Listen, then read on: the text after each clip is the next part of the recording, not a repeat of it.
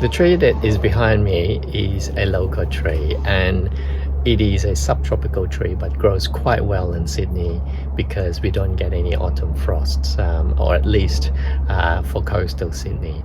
I like it for the backyard because it's not too big a tree, and also the best thing about it is that when there are very little fruits growing on in winter, the loquat gives you fruit. And being autumn flowering, it means that we need a temperature that is actually warmish, obviously not, nothing below 10 degrees or even 5 degrees at night, so that they can actually start to grow and grow quite well.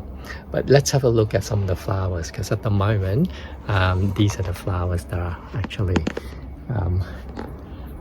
blooming at the moment. And this is almost finished blooming, but right up here you'll see that the flowers are still blooming and quite pretty. Lots of it comes in bunches, and hopefully all of this would be successful, and we can follow up with a video in a couple of months time to see the progress.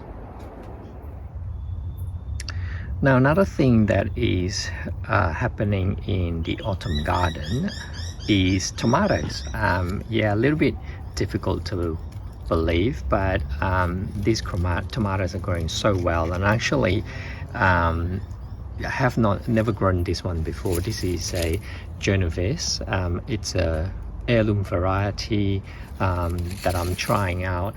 And this year's autumn has been quite warm and quite wet, and I was actually wondering whether they would handle the humidity and also the amount of rain. But as you can see, they're doing exceptionally well.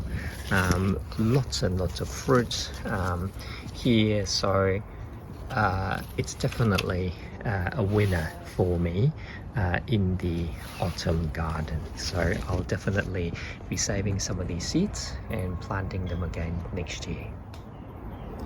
Now, another autumn flowering fruit is actually the native raspberry, which is the plant right behind me.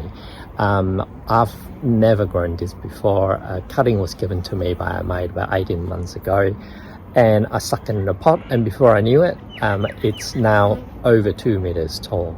And it's quite a beautiful plant, except that it's not very friendly because it has thorns on it.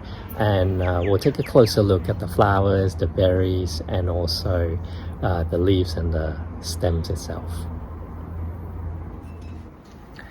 Now, talk about the thorns on the native raspberry. You can see here the thorns here, so they're not very friendly at all. If you catch them on your skin, it is quite painful.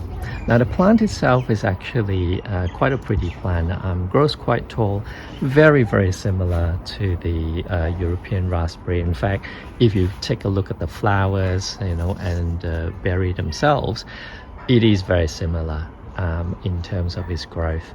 The flowers are very pretty, 5 white petals, and as you can see, a bee just landed on that, so it's also very attractive to bees, and obviously in the autumn garden provides food for bees. So it's a great addition to the garden, and I highly recommend you look for a native species that is local to your area and grow them. Now, in terms of taste, the berry itself is actually very similar to a European raspberry.